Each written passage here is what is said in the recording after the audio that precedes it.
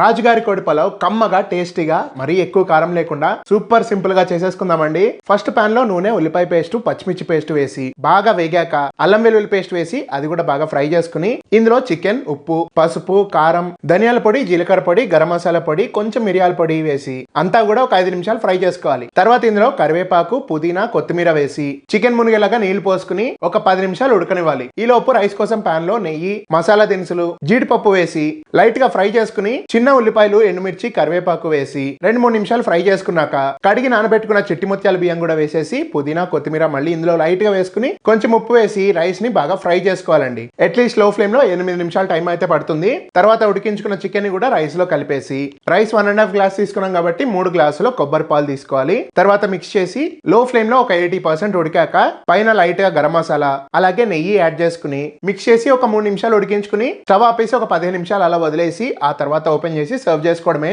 Super delicious and flavourful గా ఉంటుందండి. మీరు కూడా తప్పకుండా ట్రై చేయండి. అండ్ వీడియో నచ్చితే లైక్ చేయండి.